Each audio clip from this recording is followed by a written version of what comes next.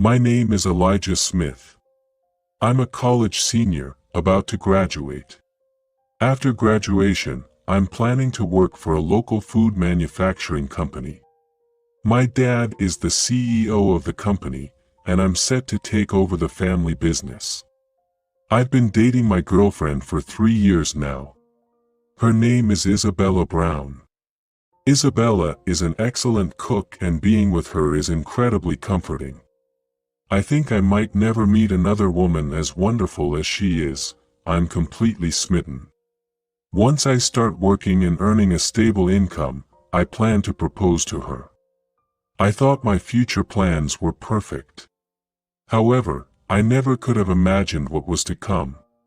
Time flew by, and before I knew it, graduation day arrived. My college life, which seemed long and short at the same time, came to an end.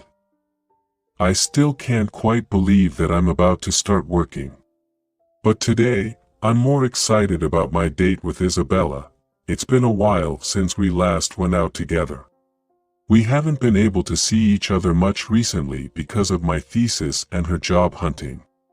I'm nervous but really looking forward to today. When it's time to meet up, I wait at the station, and soon Isabella arrives, running towards me. Sorry to keep you waiting. It's been so long. It has. You didn't have to run though. I just couldn't wait to see you. Isabella says this with a smile. Seeing her again after so long, she looks even more beautiful, and I feel like I don't deserve her. On our way to the restaurant I reserved, we catch up on everything we've missed. We get so caught up in our conversation that we arrive at the restaurant before we know it. The restaurant is a bit on the pricier side. Isabella is impressed as we're shown to our table. And she exclaims, Wow, I've never been to a place like this before. I decided to splurge a bit today since it's been so long since we've been out. And I'm also thinking of doing a pre-proposal. It's too soon for a ring, so I plan to give her a necklace instead. That's how seriously I'm thinking about our future together. As we eat, we chat about this and that, and eventually Isabella asks me a question. Hey, you mentioned taking over your family's business, right? What kind of company is it? I had told her about my plans to take over the family business, but I hadn't mentioned what the company does. So, I openly share the details about the company with her, not thinking much of it. Oh, I didn't mention it, did I? It's a local food manufacturer. When I answered that way, Isabella, who had been smiling just a moment ago, suddenly had a strained expression on her face. Did I say something wrong? Isabella quietly set down her glass and began to speak, looking down. Wait, local? I might sound rude asking this, but how much do you earn in a year? Annual income. I wasn't quite sure why she was asking that, and since I didn't know the exact amount yet, I gave a vague answer. Well, maybe around $30,000. As I said this with a laugh, Isabella had a look on her face that I had never seen before. Was she feeling unwell? Isabella, I asked, concerned, and Isabella looked at me coldly and said, An annual income of $30,000? That is disappointing. And your family's business is a local food manufacturer? That's just lame. And she laughed through her nose. I couldn't understand what was happening.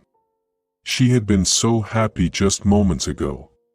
Confused, I looked at Isabella, and she let out a big sigh.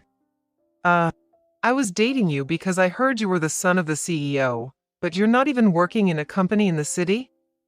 This is just underwhelming. Your income is low too, let's just break up. I've wasted these 3 years. With that, she grabbed her bag and briskly left the restaurant. My mind couldn't process what had just happened quickly enough.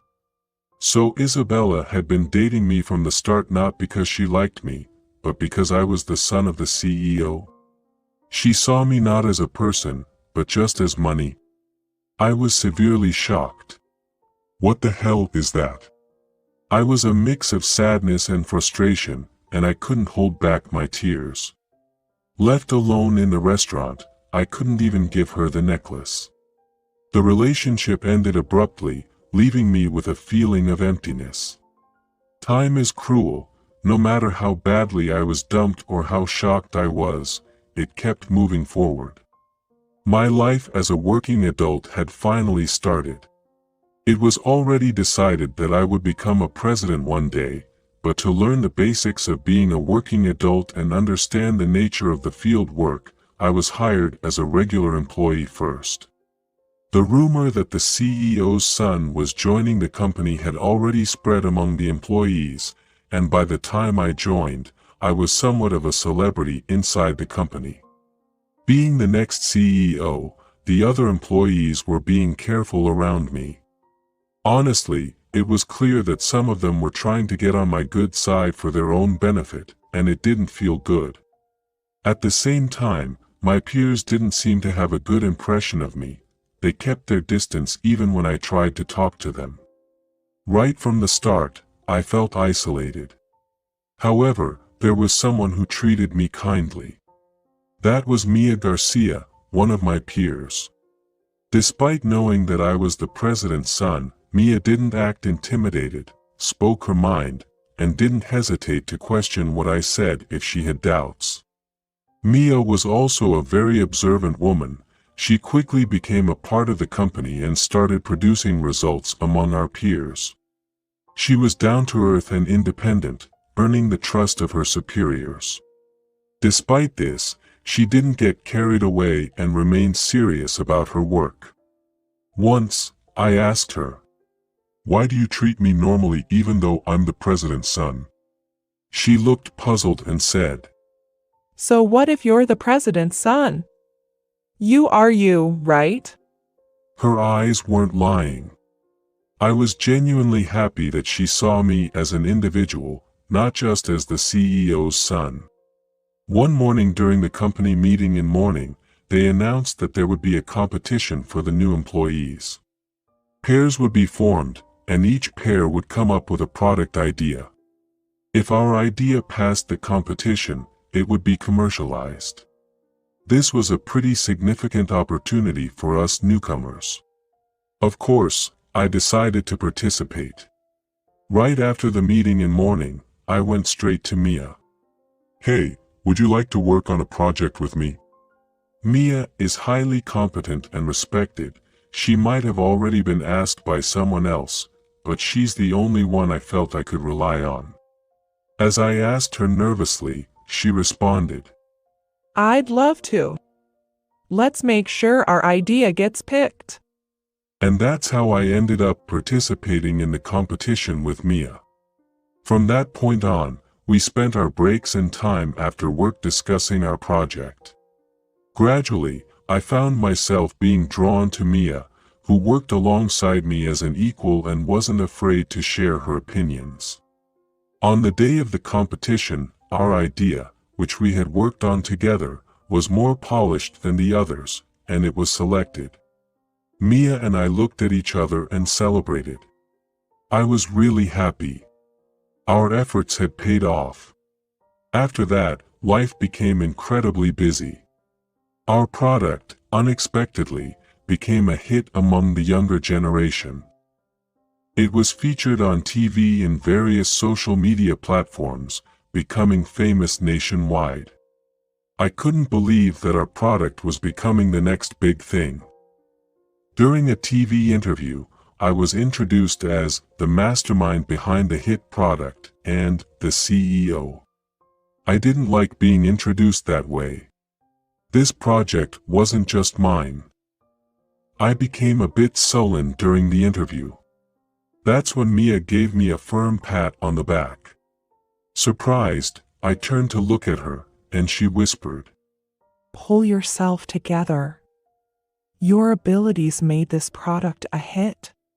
And then she smiled confidently. Encouraged by her words, I straightened up and confidently explained our product. After the last interview of the day, I thanked Mia. Hey, thanks for earlier. Don't mention it. I just couldn't stand seeing you moping around. I love that she's so straightforward. Gathering my courage, I took her hand. Now that our project is successful and everything has settled down a bit, would you like to go out for a celebration, just the two of us? I had just asked her out on a date. Mia looked at me, smiled gently, and agreed. Sure, when do you want to go? I was really happy. We both had the following Sunday off, so we decided to go out on that day. I couldn't wait for Sunday to arrive, feeling excited and eager. Little did I know that someone had watched us on the TV program. And soon enough, the weekend arrived. I got to our meeting spot a little early, and it seemed like Mia had also arrived ahead of schedule. When she spotted me, she waved and quickly walked over. Sorry to keep you waiting. Did you wait long? No, I just got here. It was my first time seeing Mia. In casual clothes, she seemed like a completely different person than when she was at the office, and it was refreshing. Feeling nervous by her appearance, I couldn't look her straight in the eyes. Perhaps she sensed my tension, as she also seemed a bit awkward. We spent the day window shopping and having tea at a cafe. Being with Mia made any activity enjoyable. Time flew by, and as the day turned to evening, we sat down on a park bench to rest and started looking up dinner options on our phones. How about this place? I showed her my phone, and she leaned in to take a look. Our faces ended up being really close to each other, and we unintentionally locked eyes. My heart skipped a beat. Caught up in the moment, I started to say, Mia, I think I have feelings for you. Then suddenly, Hey! How dare you deceive me like that? a loud voice interrupted from behind. Startled, we turned around to see Isabella, my ex-girlfriend who had dumped me. Isabella was glaring at me furiously. Isabella. You said you worked for a small local food manufacturer, but you're on TV working for a famous company. And there's no way you only make $30,000 a year. You liar! Isabella was shouting hysterically. I tried to respond, but remembering the moment she broke up with me, I was so shocked I couldn't speak. I felt so pathetic.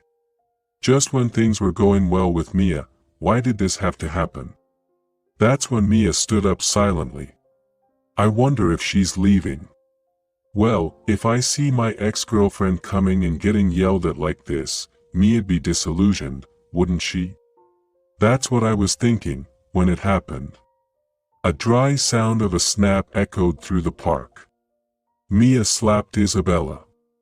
Isabella was holding her cheek, not understanding the situation, and looking at Mia. Can you just leave now? You were only looking at Elijah as a source of money, and now you're pretending to be deceived.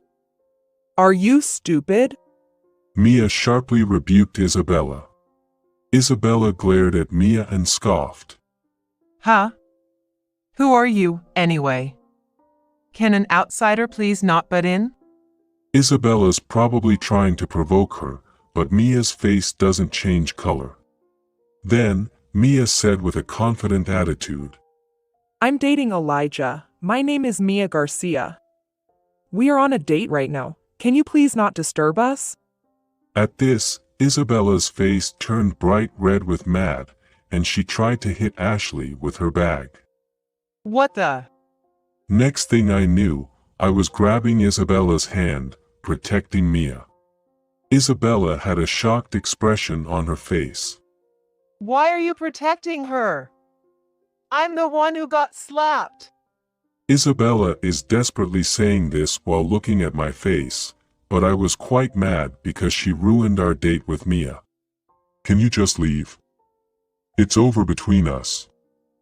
I have no intention of getting back together with someone who only sees me as money or as the son of the CEO. I clearly told this to Isabella, and she left as if she was running away. After Isabella left, I checked on Mia's well-being. She seems to be not injured, so that's a relief. Then, Mia bowed her head to me.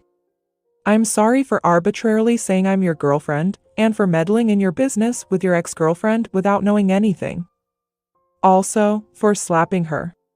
Mia's voice was trembling. It's okay, don't worry about it. I'm sorry for showing you such a pathetic side of me. I was really happy to see Mia seriously mad at Isabella for my sake.